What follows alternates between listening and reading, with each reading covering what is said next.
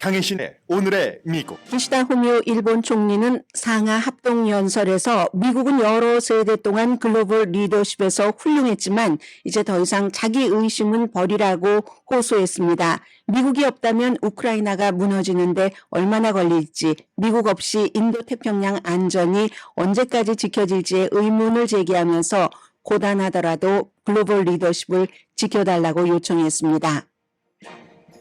바이든 대통령은 일본, 필리핀 대통령과 3자 정상회담이 끝난 뒤 미국은 남중국해 공격이 있으면 필리핀을 철통같이 방어할 것이라고 다짐했습니다. 볼거리가 없으면 한국 선거가 아닐 겁니다. 이코노미스트의 한국 총선에 대한 기사의 첫 문장입니다. 이코노미스트는 윤석열 대통령이나 야당이 서로 협조하지 않을 것 같이 보인다고 전망했고, 뉴욕타임즈는 서로 협조를 해야만 정치가 살아날 수 있다는 기본을 전했습니다. 트럼프 전 대통령과 마이크 존슨 연방 하원 의장이 오늘 만나서 비시민권자의 투표를 금지하는 법안을 마련하는 것을 의논을 합니다. 미국에서는 이미 비시민권자는 투표를 할 수 없습니다. 불법 이민자가 대거 투표를 해서 민주당을 돕는다는 증거 없는 가짜 주장을 퍼뜨리는 공화당의 전략 강화입니다. 합법 이민자에게도 좋을 리 없습니다. 이자율은 선거 이후에나 내릴 것이라는 전망도 나왔습니다. 코스코에서 금을 사는 사람들이 크게 늘어나 매달 2억 달러 규모의 금과 은이 코스코에서 팔립니다. 흑인으로서 영웅이었지만 백인 아내 살해 재판에서 무죄를 받은 뒤 약 30년은 과거의 영웅답지 않은 삶을 산 오제이 심슨 사망을 오델로에 비유하는 사람이 많습니다. 네, 셰익스피어의 4대 비극 가운데 하나인 오델로입니다. 태평양 섬에서 일주일 이상 코코넛 물만 먹고 버티던 3명의 남자가 아주 큰 야자수 잎으로 도와주세요, 헬프라는 모래 위에 쓴 편지 때문에 구조됐습니다. 여러분 안녕하십니까? 오늘의 미국 강혜신입니다. 네, 오늘은 먼저 미국, 일본, 필리핀, 한국 앞에 이렇게 정리를 해보겠습니다. 미국의 뉴스는 항상 미국의 뉴스이기도 하지만 세계를 전체적으로 총괄을 하고 이번에는 특히 아시아이기 때문에 어제 일단 기시다 후미오 일본 총리가 미국 의회에서 상하 합동 연설을 한 부분부터 조금 전해드리겠습니다. 기시다 후미오 총리가 초등학교 1학년, 2학년, 3학년 때까지 뉴욕에서 학교를 다녔다고 얘기를 했습니다. 아버지가 이 트레이드 오피서였다 이렇게 얘기를 하면서 그 당시에 학교에 저페니즈는 본인 한 사람밖에 없었는데 미국의 친구가 얼마나 일본의 문화를 존중하면서 본인이 이제 미국 학교 생활에 적응하도록 도와줬는가 뭐 이런 얘기를 하니까 얼마나 사람들이 박수를 치겠습니까? 그리고 그 어렸을 때 뭐 아버지와 뭐 양키스 그리고 또 무슨 지하철도 탔고 하는 얘기를 하면서 어렸을 때의 그 만화 얘기를 하면서 뭔지 그립기는 한데 하면서 뭔가 뭐 브라브라브라 이렇게 얘기를 할 때 미국 정치인들이 굉장히 좋아했습니다. 격렬하게 지금 분열된 미국의 의회에서 공화당과 민주당이 한 모습을 보여준 그런 분위기였는데요. 한 달 전에 바이든 대통령이 국정연설을 할 때는 공화당 민주당이 똑같은 그 장소에서 완전히 분위기가 반반이었는데 어제는 많이 기시다 후미오 일본 총리의 연설에 박수를 보냈고요. 미국의 글로벌 리더십에 찬사를 보냈는데 왜 박수를 보내지 않겠습니까? 그러면서 미국이 지금 글로벌 리더십에 대해서 어떠한 의심을 하고 있는 것 같은 자기 의심을 다우트라고 표현을 했습니다. 그런 것을 이겨주십시오 하고 촉구를 했습니다. 중국을 생각을 해서 일본도 역할 분담을 하겠습니다. 저도 이해를 합니다. 그 어깨에 모든 것을 다 쥐고 몇 세대를 거쳐서 이렇게 세계의 좋은 질서를 유지해오고 만들어오고 하는 미국이 얼마나 힘들었겠습니까? 그런데 지금은요, 그 미국이 여러 세대에 거쳐서 구축한 국제 질서가 새로운 도전을 받고 있습니다.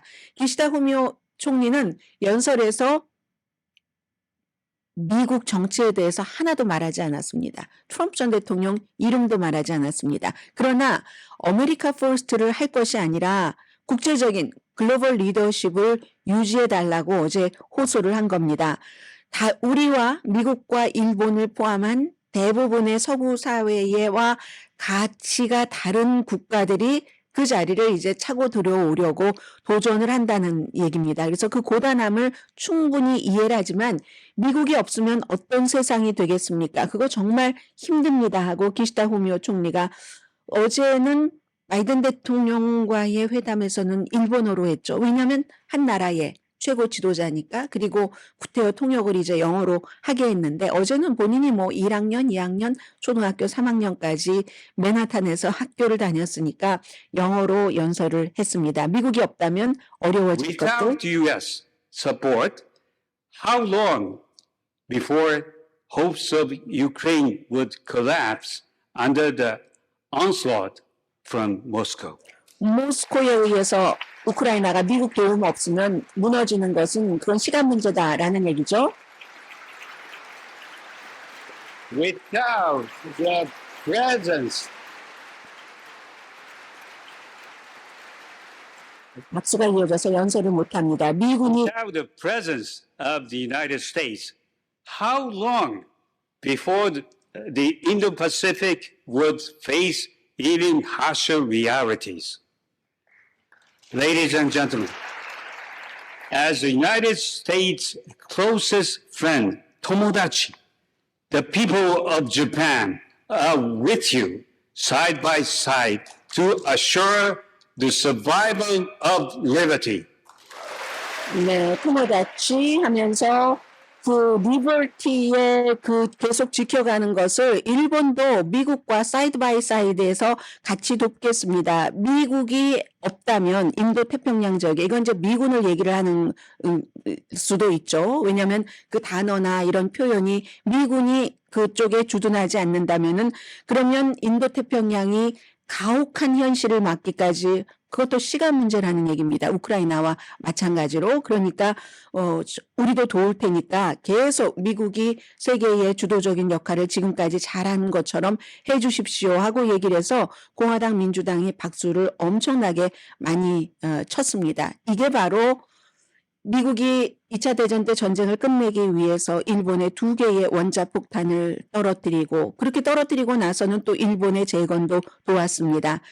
그리고 나서 이 두 나라가 적에서 동맹으로 가장 가까운 동맹으로 바뀌어서 지금 더 나은 이 일본과 미국의 가치에 맞는 그런 그 세상을 만드는데 같이 가자. 미국이 고귀한 희생을 했다. 이런 얘기를 무척 많이 했습니다. 아무튼 왜냐하면 우크라이나나 특별히 인도 태평양을 이렇게 연결시킨 것도 트럼프 전 대통령이 재선된다면 트럼프의 아주 그 주변 사람들이 우크라이나를 지지하지 않고 더군다나 트럼프 전 대통령이 원하는 쪽으로 반지의 제왕처럼 키스를 해줘야지 되는 게 트럼프를 만족시키는 일이기 때문에 또 트럼프는 푸틴을 만족시키길 원하고 푸틴의 뜻대로 가도록 이렇게 한다. 이런 것을 이제 굉장히 기시다 후미오 일본 총리가 강조를 한 거고요. 아무튼 중국의 영향력을 경고를 할 때라고도 얘기를 했고 또 박수를 많이 받은 부분은 이거는 그 당시에 윤석열 대통령이 미국에 와서 상하 합동 연설을 할 때도 마찬가지였지만 한국이 미국에 이렇게 예전에는 지원을 받았지만 지금은 한국이 많은 것을 수출하고 미국의 공장을 짓고 미국의 제조업 일자리를 창출하고 있지 않습니까? 했을 때 박수를 받았던 것처럼 일본의 기시다 후미오 총리도 미국의 상하 양원 합동 의원들을 앞에 놓고 한 연설에서 일본이 미국에 투자 많이 하겠습니다. 이때도 굉장히 박수를 많이 받았습니다. 네, 자 이런 일이 있었고요. 그리고 나서 어제 이제 기시다 후미오, 바이든 또 일본의 마르코스 주니어 이렇게 세 사람이 정상회담을 했는데 페르디난드 마르코스 주니어요. 그런데 이제 여기서 제일 중요했었던 것은 남중국해 요즘 그 주변에 중국이 자주 출몰을 하고 심지어 이 필리핀은 좀 어떠한 그 피해도 보고 하니까 그런 대대적인 공격이 있을 때는 미국은 이건 완전히 철통같이 필리핀을 지키겠다. 필리핀의 항공기, 함대, 군대 모든 중국으로부터의 공격을 지키는데 필리핀과 미국이 1951년부터 방위 조약을 맺고 있습니다. 그 방위 조약에 따라서 중국이 그쪽 지역에서 인도 태평양 지역에서 긴장을 높이고 있는데 이건 우리가 하겠다 하면서 세 나라가 합동훈련을 포함한 방어 협력을 한다고 했고요. 그리고 이제 호주까지를 포함해서 확장된 뭐 영공 이런 그 방공 네트워크도 있고 미국과 일본 사이에는 합동 지휘 구조까지도 지금 포함시킨다고 얘기를 했고요. 또 미국 일본, 영국 3개국이 합동 군사 훈련도 하잖아요. 그래서 아마도 미국, 일본, 필리핀 세 나라 정상은 이제 올해 말 정도가 되면은 어떠한 이제 중요한 그 발표, 뭐 합동 순찰이라든가 해안경비대 같은 경우 남중국해를 중심으로 해서요. 그런 발표도 아마 할 것처럼 예상이 됩니다. 지난 주말에 이제 이 3개국의 해군이 호주하고 합류해서 뭐 남중국해 그쪽에서 이제 처음으로 합동훈련을 했잖아요. 그러면서도 역시 이 기시다 후미오가 강조한 것은 중국과 대화는 한다. 이런 얘기. 그런데 제가 내용을 자세히 보지는 못했는데 뉴스에서 헤드라인만 들었는데 한국 뉴스에서 기시다 후미오 일본 총리가 미국 상하원에서 합동훈련을 하면서 과거사 반성은 없었다. 이런 게 아주 중요하게 제목으로 뽑힌 것 같아요. 그런데 그 제목이 제가 내용을 읽어보지 않아서 정확하게는 모르겠습니다만은 어제의 상하 합동연설에서는 일본의 과거사에 대해서 반성을 하는 그런 자리는 아니었는데 왜 그런 제목이 나왔는지 너무 모든 것에 다 이렇게 매몰되어 있는 게 아닌지 한국 언론을 말씀을 드리는 겁니다. 그런 생각은 좀 들었습니다. 어제 그 연설은 일본과 미국에 관한 연설이었지 과거사 반성을 하는 연설은 아니었습니다. 그리고는 이제 오늘까지가 마지막일 것 같네요. 한국의 22대 총선에 관해서 제가 이제 많은 해외 언론을 보는데 해외 언론 것을 왜 보도하냐고 하는데 한국 언론이 보도하는 건 여러분들 다 잘 아시잖아요. 전문가처럼 잘 아시잖아요. 그래서 전해드리는 겁니다. 가끔 외부의 시각을 들을 필요가 있죠. 그러면 어떤 분들은 아니 BBC 방송이 얼마나 후졌는데 제가 어제 BBC 방송을 보도했다고요. BBC 방송이 얼마나 좋은 보도기관인데 BBC를 후졌다고 얘기하시는 분은 아마 BBC 방송에 대해서 잘 모르시거나 평소에 전혀 보지 않고 듣지 않는 그런 분이실 겁니다. BBC 방송은 영국에서조차 비난을 많이 받습니다. 이쪽 저쪽에서 다. 그만큼 그 본인들이 생각할 때 이게 진실이야 하는 쪽으로 보도를 하기 때문에 그렇겠죠. 모든 진실은 요즘은 이렇게 저렇게 보는 때마다 약간 차이가 있을 수는 있지만 그래도 BBC는 본인들이 진실이다 하는 것을 세계에서 어떤 매체보다도 가장 그 강하게 그 원칙을 지키면서 보도하는 매체입니다. 오늘은 이코노미스트를 전해드릴 텐데요. 역시 영국 매체네요. 이 유권자와 대파가 여기는 스프링 어니언이라고 했고 BBC는 그린 어니언이라고 했고 대통령을 질책했다. 그래서 윤석열 대통령의 3년이 총선 결과 힘들 것이다 하는 예상이거든요. 그 전에 뉴욕타임스는 그 한국말과 한국 역사와 이 모든 것에 너무 능통한 최상훈 특파원의 보도로 지금 여당이나 야당이나 그러니까 여당은 윤석열 대통령을 얘기를 하는 거겠죠. 이재명 대표나 전부 화합을 하지 않고는 이게 서로 살아가기가 힘들 것이다. 이런 정도로 얘기를 했는데 이코노미스트는 그것보단 조금 더 나가서 이재명 대통령도 조국 대표도 윤석열 대통령도 서로 협조하지 않을 것 같다. 이렇게 전망을 했거든요. 심지어 윤석열 대통령은 야당 측에서 협조해주지 않는 것을 기뻐할지도 모른다라고까지 했습니다. 볼거리가 없으면 한국 선거가 아니었을 겁니다 하면서 여러 가지 볼거리가 뭐 머리 삭발한 뭐 정치인 뭐 나무 3장 같은 것을 타고 돌아다니면서 뭐 참여하기도 했다면서요. 정책에 대해서 랩이 미리 녹음된 거 막 나온다던가. 그런데 무엇보다도 제일 확실한 것은 대파. 윤석열 대통령을 조롱하는 그 대파였을 것이다. 그래서 오죽하면 선거관리위원회는 대파를 투표소에 못 가지고 오도록 했다라고 얘기하면서 이 같은 out of touch가 당에 막대한 손실을 줬습니다. 물론 파 한 단에 얼마나 정확한 파, 계란 모든 것을 다 더군다나 이제 남자잖아요. 다 모든 것을 다 알고 있기는 힘들 수도 있지만 이건 정말 한국 사람들 음식에는 빠지지 않는 대파에 대해서 지금 물가가 너무 오르다고 하는데 대통령이 그걸 딱 주제로 삼아서 나가면서 그 값을 정말 얼토당토 않게 얘기했다는 것은 아웃 오브 터치라는 말이 맞죠? 아웃 오브 터치가 국민의힘에 막대한 손실을 줘서 이제 뭐 민주당 이 의석수는 여러분들 다 아실 테고요. 더불어민주당과 조국혁신당이 합치면 전체 300석 의석의 5분의 3을 차지합니다.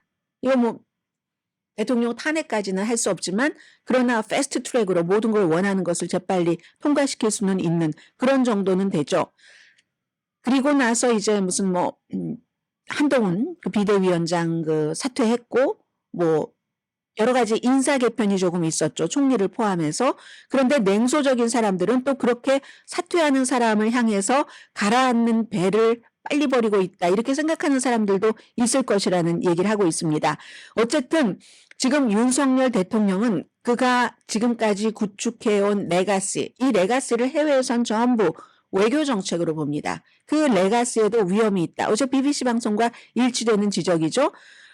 뭐 여러 가지 2년 동안 뭐 뭔가가 이제 모여서 모이고 쌓였다가 이종섭, 전공의 파업, 게다가 대파, 김건희 여사 그랬는데 이코노미스트는 결국은 이건 포켓 이슈가 가장 강했다. 인플레이션, 주택값, 뭐 대파, 팥값, 사과값, 물가는 비싸고 경제는 최악이고 그래서 33살의 라스트네임이 조인 한 유권자가 대통령은 팥값 같은 데 관심이 없는 것으로 보인다. 이렇게 얘기를 했고요. 앞으로가 문제잖아요. 협력할까? 협력해야지 된다고 하는데 아니면 3년 동안 그야말로 조국 대표가 얘기하는 대로 데드덕이 될 수도 있는데 그럴 것 같지 않다는 게 이코노미스트의 지적입니다. 민주당 우선 국민의힘의 또 대통령 윤석열 대통령 자체가 지금까지 한 것으로 봐서는 물론 선거 끝나고 나서는 조금 다른 태도를 보여주기는 했습니다. 그러나 지금까지 해온 것을 봐서는 이렇게 야당과 뭐 손을 내밀면서 협조해 갈까? 아닐 것 같은데 민주당도 타협할 기분은 아닐 것 같은데 이게 이제 이코노미스트의 분석이에요. 계속 이재명 후보도 지금은 이재명 후보가 아니라 이재명 대표도 당선인이기도 하고 아우 좋다. 지금 용산에서 그렇게 좀 서로 화합하자는 태도로 나오면 나도 받아들이겠다. 손 잡겠다라고 얘기하지만 이재명 대표도 역시 지난 2년을 보면은 계속 검찰 독재라고 비난해왔던 사람 아닌가. 조국 대표요? 대통령은 레임덕 또 데드덕 대통령을 레임덕 심지어 레임덕 임기 말에 그 힘없는 그런 것을 떠나서 완전히 데드덕을 만들고 싶다고 그걸 이제 공약을 했었던 사람이기 때문에 결국은 이게 안 된다는 거죠. 국민의힘도 물론 지금까지 구애해오지 않은 것 사실이지만 한동훈 비대위원장도 얘기를 합니다. 범죄자 집단이다. 2조 심판이라고 했잖아요. 그리고 이코노미스트는 이재명 대표가 뇌물수수 뭐 이런 것에 대해서 다 이제 혐의가 있고 조사를 받은 거 사실이니까요. 그런데도 또 트럼프 전 대통령과 똑같습니다. 대응은 마녀사냥이다. 아무런 하늘을 우러러 한 점 부끄러움이 없다라고 얘기를 하고 있고 조국 대표도 문서 위조 무슨 뭐 여러 가지 혐의에 대해서 항소 중이기는 하지만 항소를 하고 한동훈 비상대책위원장이 비유한 뭐 히틀러까지는 아니더라도 분명히 이 사람도 죄가 있었고 그 죄에 대해서 그 판결까지 받은 것도 사실이다라고 얘기를 합니다. 그래서 윤석열 대통령은 어쩌면 이제 이러한 그 야당의 지도자들이 협조를 해주지 않는 것을 좋아할 수도 있다. 핑계지. 내가 아무 일도 할 수 없다는. 그런데 이 이전에 2년 동안 이 대통령이 나라에 여러 가지 문제가 있는데 해결 방안을 정확하게 내놓지 못한 것을 얘기를 합니다. 젊은 세대 일자리, 그리고 노령화가 됐죠. 집값, 저출산율, 뭐 0.8도 안 되잖아요. 이제는 0.7 몇이잖아요. 1인당. 경제는 수출에 의존하고 그것도 몇몇 재벌. 미국과 중국은 무역을 지금 재편하고 있잖아요. 거기에 대처하기 위해서 또 힘들었던 여러 가지. 그런데 이제 적어도 이제는 어차피 보니까 조국도 이재명도 안 해줄 것 같으니까 윤석열 대통령은 아무것도 안 하는 것에 대해서 불만을 할 대상이 있다는 겁니다. 아마도 이코노미스트가 예상하기는 윤석열 대통령은 이미 본인이 성공한 분야에 집중할 듯 보인다. 해외에서는요, 윤석열 대통령의 외교 정책이 성공했다고 봅니다.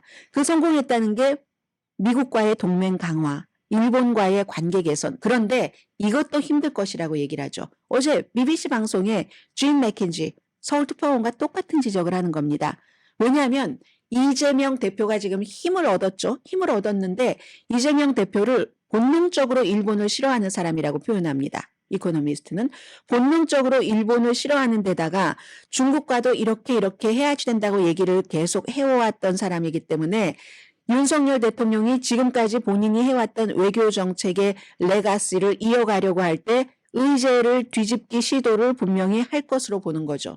그럼 그 자체는 본인의 여러 가지 그 부족함으로 인해서 총선에서 엄청 져서 슈링크 돼버린 당, 이 당 속에서 대통령이 본인이 해외에서라도 평가를 받고 있는 외교 정책에 대한 레가시도 결국은 도전을 받을 수밖에 없다.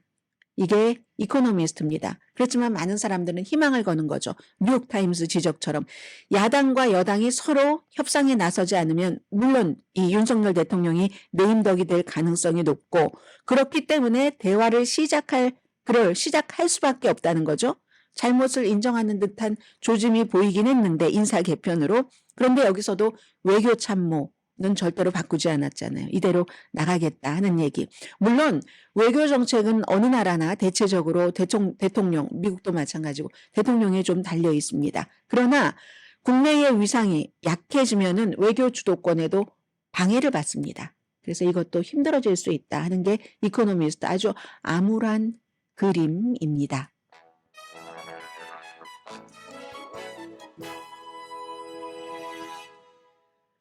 잠시 뒤에는 제가 바쁜 틈에 너무너무 재밌게 읽었었던 것, 그러나 재밌게 읽었어도 그 칼럼을 다 소개는 못 해드리고요.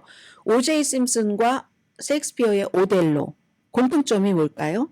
그리고 이제 또 하나 너무 재밌게 읽었었던 것은 맨 뒤에 전해드리겠습니다. 잠시 뒤에 당연히 정치 뉴스 브리핑 해드리고요.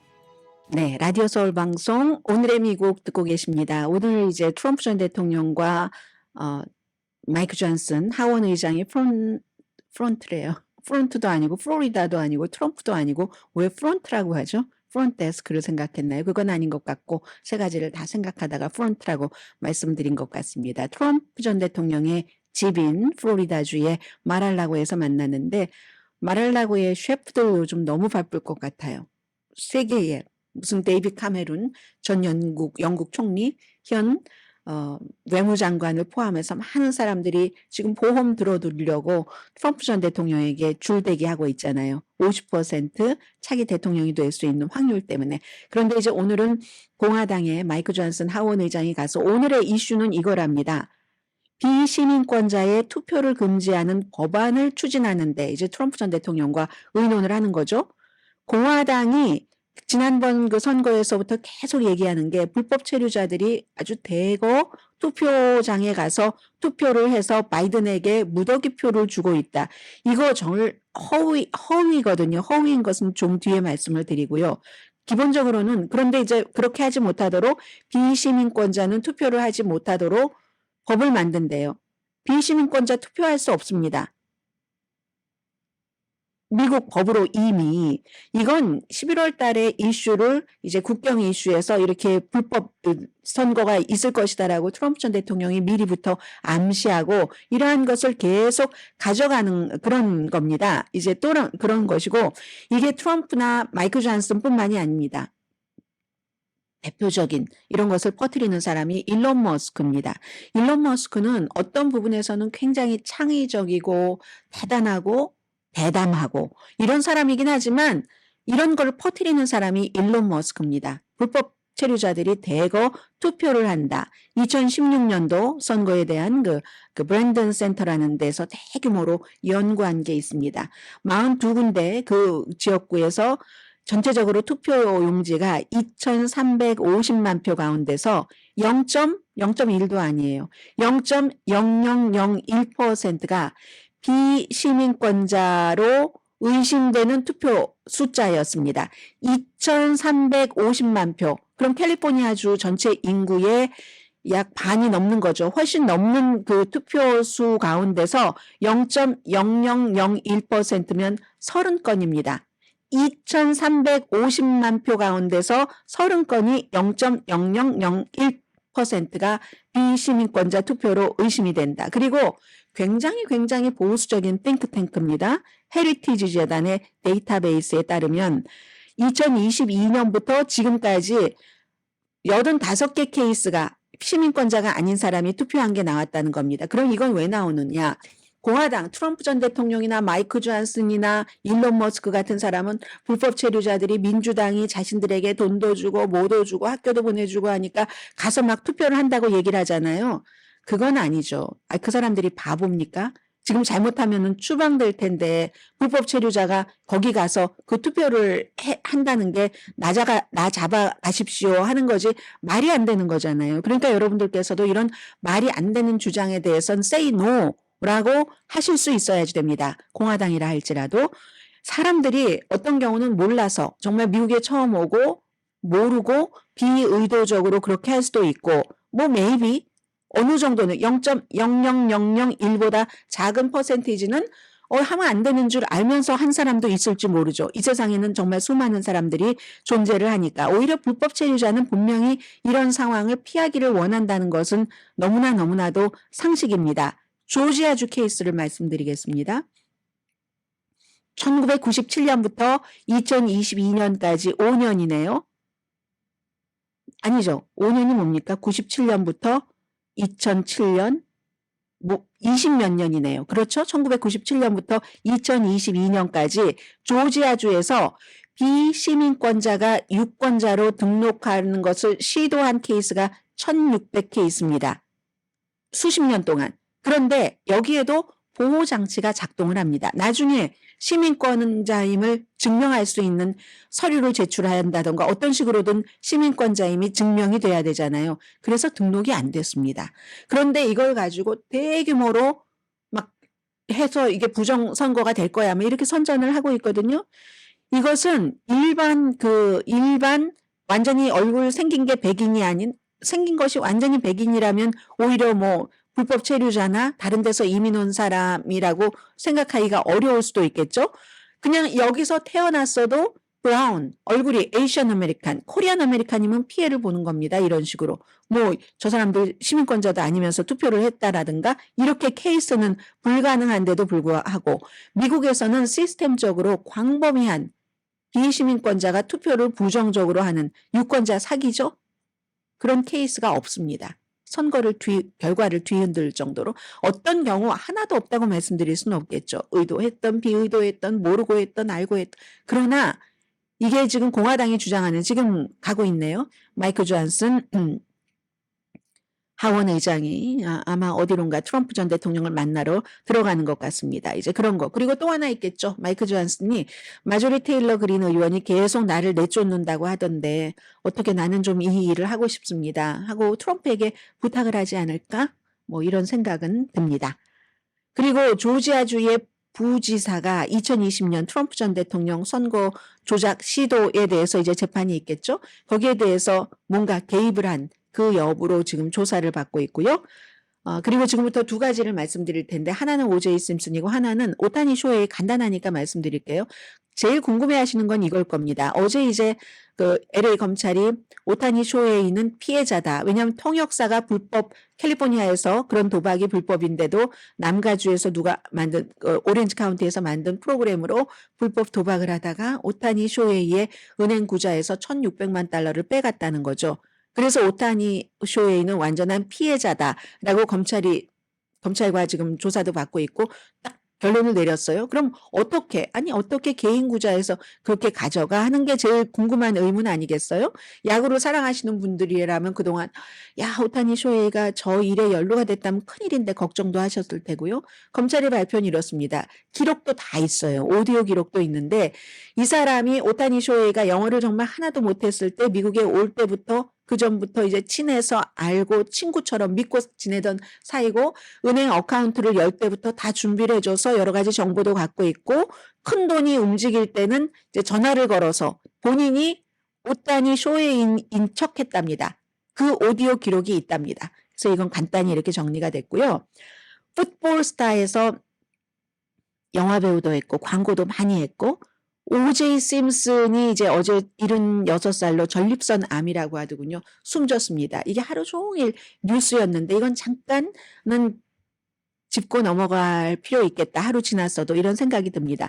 그 케이스로 그 당시에 저도 그 브론코였죠. 포드 브론코를 타고 뒷좌석에 앉아 있었잖아요. 친구예요. 풋볼 같이 했었던 동료 친구 차를 타고 원래 자수하겠다고 하고는 그리고는 그 차를 타고 계속 경찰과 저속 추격전을 다 봤어요. 사람들이. 미국 사람들 60% 이상이 봤다고 하던데 그때 이제 막 자살 위협을 하고 또 다른 킴 카다시안 있죠. 그 유명한 킴 카다시안 아버지도 로버트 카다시안도 당시에 그 뭐 드림팀이었는지 악한 변호팀이었는지 변호팀의 한 사람이었거든요. 로버트 카다시안 집에 있다가 또 다른 친구의 차를 타고 막 추격하고 해서 결국은 그 사람이 숨졌는데 이게 이제 도시를 분열시켰고 그 당시에 왜냐하면 백인은 60% 이상이 저 사람은 살인자야. 그리고 거기서 피 같은 것들이 나왔잖아요. 그 전 와이프와 와이프의 남자친구, 와이프와 남자친구는 젊은 백인입니다. 오제이 심슨은 흑인이고요.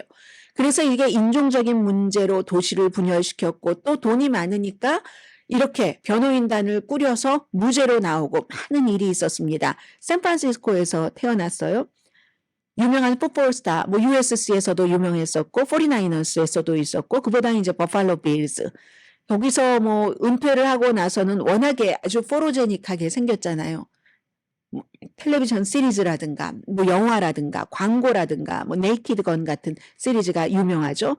그렇게 해서 사람들이 그 당시만 하더라도 막 70년대 너무 유명했으니까 흑인이잖아요. 얼마나 차별이 있었겠습니까? 나름대로 그렇게 성공을 해서 또 실제로 그 1973년도에 버팔로 빌즈 그 당시에는 뭐 1년 한 시즌에 2,000야드 이상을 달렸대. 이건 완전 돌진 아닙니까? 그런 최초의 NFL 선수입니다. 그러다가 첫 번째 결혼을 한 부인과 결혼 생활 도중에 니콜 심슨이라는 웨이트리스를 만나죠. 젊은 금발의 미녀를 만납니다. 만나서 나중에 이제 이렇게 있다가 결혼을 했어요. 결혼을 하고 결혼 중에도 가정폭력이 굉장히 많았습니다. 그러다가 이혼을 나중에 하긴 했어요. 그런데 그 이혼이 끝나는 그 즈음에 니콜 심슨의 집 앞에서 결국은 이 니콜 심슨과 남자친구가 란 누구였었죠? 숨진 채 발견이 됐는데 거기서 뭐 피라든가 여러 가지 증거가 있는데도 불구하고 이건 무죄로 이제 판결이 나왔죠. 배심원단이. 그 배심원단이 다 흑인이었기 때문에 그런다 하는데 아닙니다.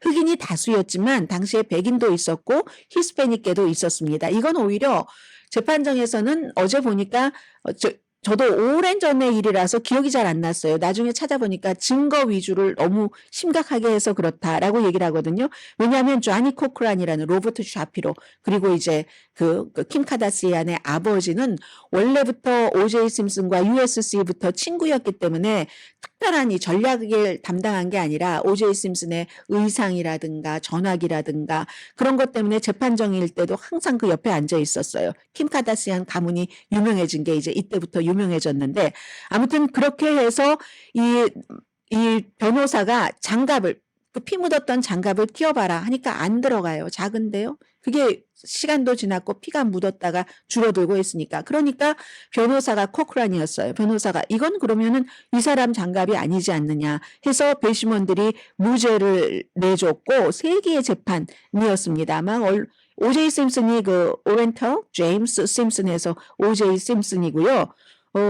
그런 일이 있었고 그런데 이제 흑인들은 또 이거 인종차별이다라고 생각하는 사람들도 많고 다른 증거를 보면 장갑 빼고는 오제이 심슨이 맞는 거고 1억 5천만 명이 받고 그러나 거기서는 형사재판에서는 2건의 살해 혐의에서 장갑이 안 맞았다는 이유로 무죄가 됐지만 나중에 민사재판에서 뭐 3,350만 달러를 배상해라 하는 두 가족에게 판결받았지만 거의 배상하지 않았어요. 그리고 그 사건이 있고 한 10년쯤 뒤 10년 더 됐네요. 2008년도에 라스베가스 호텔방에서 본인 NFL 그때의 여러 가지 기록과 연관된 어떤 기념물, 스포츠 기념물을 저 인간들이 나에게서 가져간 거야. 뭐 이런 식으로 주장을 하면서 그걸 이제 그 강탈하려다가 그 혐의를 받고 오제이 심슨도 33년 징역형을 받았습니다.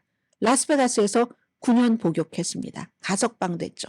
가석방되고 나올 땐 정말 할아버지와 같은 그런 모습이었습니다. 그 뒤에 이제 소셜미디어도 하고 했었는데 뭐 자녀들과 손주와 임종은 지켰다고 하고요.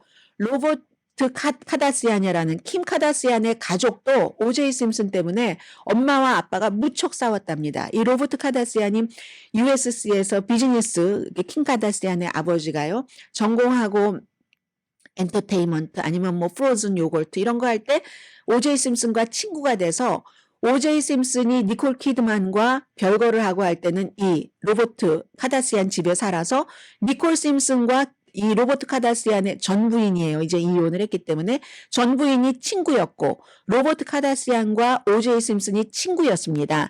친구여서 로버트 카다시안 그러니까 킴 카다시안의 엄마는 니콜 키드만 편이었던 거예요. 아버지와 막 싸우고 나중에 이제 무죄로 판결을 받고 한 달 뒤인가 이 아이를 낳았는데 그 친구였던 니콜 키드만을 생각하려고 니콜 키드만 니콜 이름을 자신의 딸에게도 붙여주고 했었던 그런 사람이거든요. 이런 일들이 있어서 지금 킴 카다시안이 조용하다 하고 오늘 아침에 전부 뉴스들 얘기하고요. 저는 여기서 그 뉴욕타임스의 머린 다우드라는 칼럼니스트가 이 오델로의 오제이 심슨을 비유를 하면서 jealousy, 질투를 얘기를 합니다. 질투라는 게 사실은 인간의 그 가장 치명적인 약점이기도 하죠. 그 인간의 가장 치명적인 약점인 질투를 통렬하게 그린 게 셰익스피어의 오델로잖아요. 오델로가 오제이 심슨처럼 흑인이죠. 베네치아의 무어인, 장군, 용병, 장군. 그런데 와이프를 너무너무 사랑하는데 데스데모나가 누가 바람을 폈다. 뭐 이런 그 이아고에 속아서 그 질투에 사로잡혀서 데스데모나 죽게 되죠. 그 하녀는 또 이아고에 의해서 죽게 되죠. 그때 그 하녀가 데스데모나의 하녀가 한 얘기가 있습니다. 질투라는 것은 질투하는 사람들은 뭐가 있어서 질투하는 게 아니라 질투를 하기 때문에 질투한다. 스스로 태어난 괴물이다. 이렇게 셰익스피어 작품에서 얘기를 하잖아요. 이 오제이 심슨이 첫 번째 부인과도 이혼을 하면서 본인이 니콜 심슨과 결혼을 했는데 온갖 영광 누리더니 젊은 백인 남자와 절에 질투에 사로잡혔다. 뭐 이런 얘기를 합니다. 오제이 심슨은 끝내 본인이 그 일을 저질렀는지 저지르지 않은지 분명하게 밝히진 않았습니다. 제가 추정하기로는 미국이니까 그 가족들이 많으니까요. 그 많은 가족 가운데 누군가는 그에 관해서 뭘 써서 돈을 벌지 않을까. 가족들에게 유산을 그렇게 남겨두지 않을까. 뭐 이런 생각도 들고요.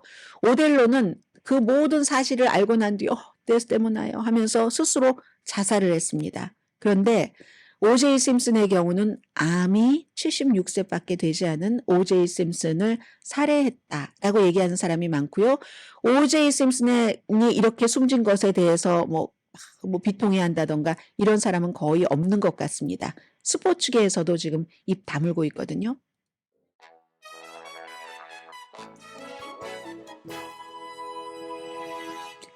라디오 서울 방송 오늘의 미국 듣고 계십니다. 네, 이자율 언제쯤 내릴까? 이제는 드디어 11월 선거 이후다라고 얘기를 하는 전문가들도 나오거든요. 이코노미스트도 지금 그렇게 전망을 하고 있고요. 우리가 가만히 생각해 보면 2023년도의 경제 스토리는 너무 좋아서 too good, to be true. 사실로 믿기에는 너무 좋을 정도였었죠. 2024년도 처음에도 약간 그렇긴 했어요. 아무튼 2023년도에는 굉장히 성장이 탄력을 받았고 인플레이션 줄어들었고 뭐 주식값도 올라갔고 2024년도 지금까지는 글쎄요. 성장은 견고하죠. 그런데 인플레이션이 지금 3개월 연속 올랐다는 것. 이게 이제 문제잖아요. 그래서 연방준비제도가 딜레마다 투자자들은 열심히 이제 머리를 쓰겠죠. 이거 어떻게 될 것이지 하고 예상보다 높았던 인플레이션 3월달, 2월달, 1월달 3개월 연속 높았고요. 뭐 매월 0.3% 정도 상승이 됐다면 그러면은 3월 달에 0.4%였잖아요. 2월에 비해서. 뭐 그 정도를 가지고 1%도 안 되는데 이렇게 생각할 수 있지만 매달 그 정도가 되면은 1년이 되면은 인플레이션이 4%가 된다는 겁니다. 인플레이션 4%면 연방준비제도가 원하는 2%의 2배입니다. 그러니까 이게 문제가 되는 거고요. 12월 달에 가장 그 낙관 경제에 대한 그게 피크였었던 것 같은데 그때는요. 2024년도 올해 이자율을 6번이나 7번 올릴 것이다 라고 생각을 했지만 지금 그렇게 생각하시는 분 안 계시고 지금은 이제 한 번이나 2번 뭐 9월 달 이후에 어제만 해도 이랬거든요. 근데 오늘은 선거 이후에나 있을까? 9월 달에도 없다는 얘기를 하는 거죠. 정치적으로는 조 바이든 대통령에게 타격이 되는 겁니다. 제롬 파웰 의장의 말은 언제나 똑같습니다. 데이터를 보겠다. 인플레이션이 더 낮아지기를 원한다. 이런 얘기를 하고 있고 핵심 소비자 물가지수가 몇 주일 뒤에 발표됩니다. 아주 변동성이 심한 거 빼고 하는 그런 것이 발표가 되고 있고 일반적으로 연방준비제도가 2021년도 인플레이션 막 올라갈 때 임시겠지. 이렇게 생각했다 실수를 했기 때문에 이번에 이자율을 내릴 때도 인플레이션이 완전히 잡혔다 하는 그런 확신이 없으면 내리기 힘들다. 더욱 조심스러워진다. 그러므로 11월 이후가 될 수도 있다라는 얘기고요. 코스코에서 요즘 금 사시는 분들 많이 계세요. 10월 달부터 판다고 하는데 이후에 매달 2억 달러 규모의 금, 그 골드바가 팔린답니다. 빨리 팔리고요. 뭐 그럼 어떻게 사야지 되죠? 이런 것을 레딧 같은 데서 막 사람들이 정보를 얻는데요. 이 코스코가 핫떡과 소다 콤보가 1달러 50센트인데 이 금을 팔아서 24캐럿 온수당 지금 뭐 한 2,350달러, 2,000달러에서 2,350달러 뭐 이 정도 된다고 하는데 3월 이후에 300달러가 올랐습니다. 실버 코인도 팝니다. 99% 순도라고 얘기를 하고 1월부터 팔거든요. 코스코 자체는 돈 많이 못 번대요.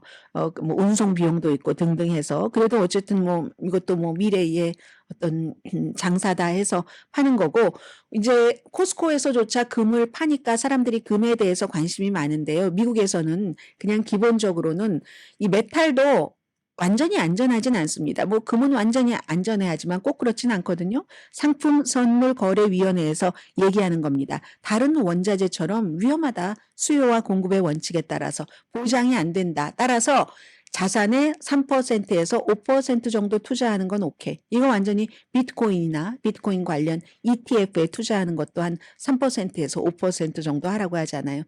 항상 모든 것은 분산 투자를 얘기를 하죠.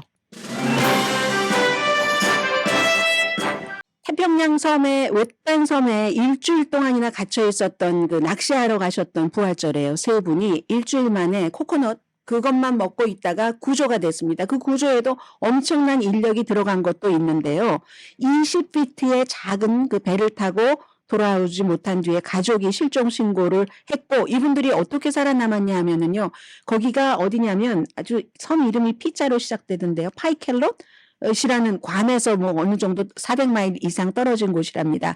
마이크로네시안 섬인데 여기서 이제 사람들이 10만 마일을 쫙 이렇게 찾았는데 어떻게 미국의 해양 경비대나 이런 데가 발견을 했는가 하면은 그 야자수가 많잖아요. 거기 야자수로 큰 야자수 잎으로 헬프라고 이 하늘에서도 보일 수 있을 정도로 써서 그걸 보고 또 뭐 일본 오키나와에서 미군 해군 정찰기가 또 파병이 되고 그리고 나서 이 사람들이 생존을 해야지 되니까 먼저 생존 키트를 위에서 떨어뜨리고 등등 해서 이 세 분이 40대인데요. 살아나셨대요.